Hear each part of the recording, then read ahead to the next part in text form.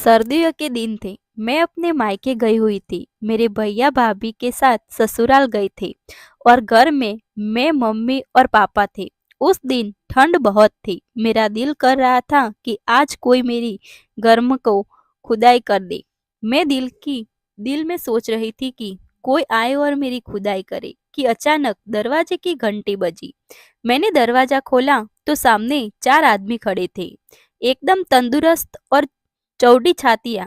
फिर पीछे से पापा की आवाज आई, ओए मेरे जिगरी यारो, आज कैसे रास्ता भूल गए।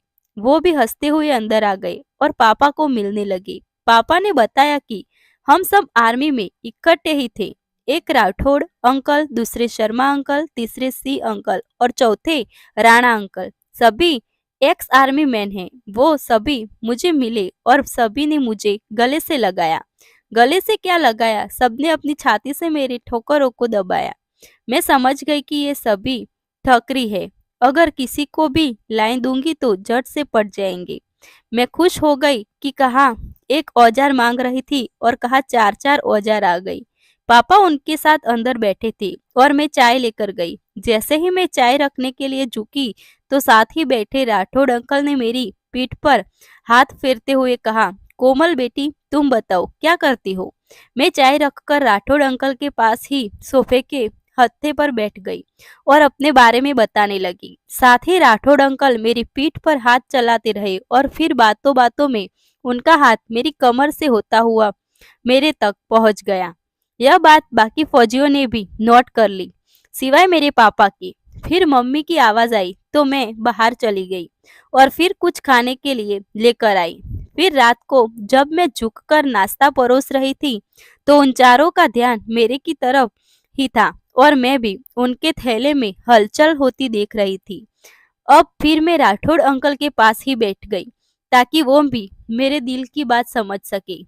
मगर वो ही क्या, उनके सारे दोस्त मेरे दिल की बात समझ गई। वो सारे मेरे गहरे गले में से दिख रहे मेरे ठाकुर पहाड़ और मेरी मदमस्त जवानी को बेचैन निगाहों से देख रहे थे और राठौड़ अंकल तो मेरी से हाथ ही नहीं हटा रहे थे। फिर उनके लिए खाना बनाने के लिए मैं रसोई में आ गई। हमने उनके पीने का इंतजाम ऊपर के कमरे में कर दिया। ड्रिंक के एक दौर बाद सबने खाना खा लिया। फिर मैंने और मम्मी ने भी खाना खाया और लेट गई। मम्मी ने तो नींद की गोली खाई और सो गई, पर मुझे कहाँ नींद आने वाली थी। घर में चार औजार हो और मैं बिना खुदाई के सो जाऊं, ऐसा कैसे हो सकता है। मैं ऊपर के कमरे में चली गई। वहां पर फिर ड्रिंक्स का दौर चल रहा था। मुझे देखकर पापा ने तो मुझे नीचे जाने के लिए बोला, मगर सी अंकल ने मेरा हाथ पकड़कर मुझे अपने साथ सटा कर बिठ लिया। बोले, अरे यार, बच्ची को हमारे पास बैठने दे, हम इनके अंकल ही तो है।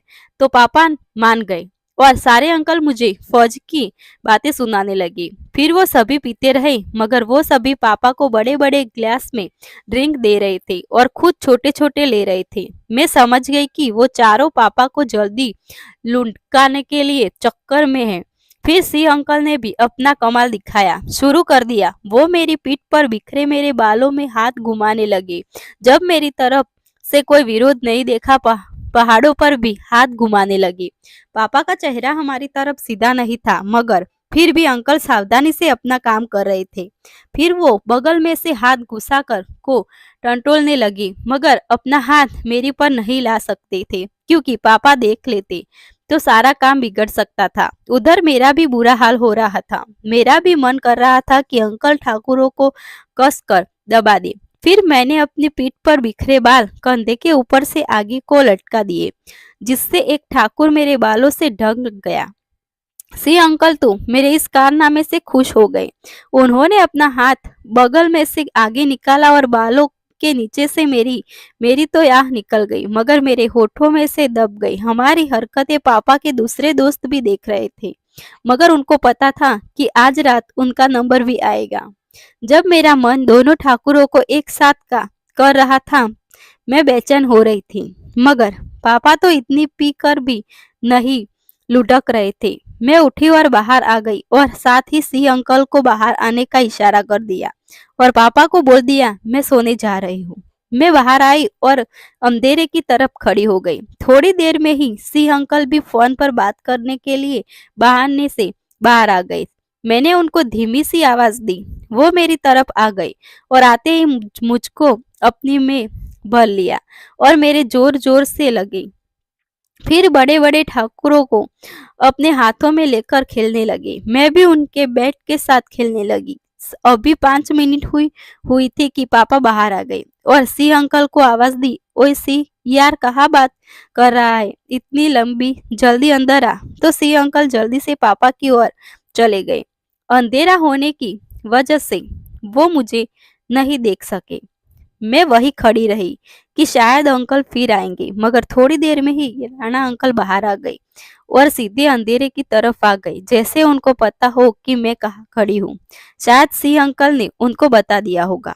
आते ही वो भी मुझ पर टूट पड़े और वो ही सब करने लगे जो सिंह अंकल कर गए थे।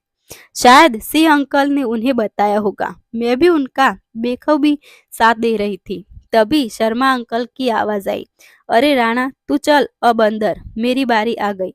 अचानक आई आवाज से हम लोग डर गए। हमें पता ही नहीं चला था कि कोई आ रहा है। फिर राणा अंकल चले गए और शर्मा अंकल मेरे साथ खेलने लगे। वो भी पूरे मजे के साथ करने लगे।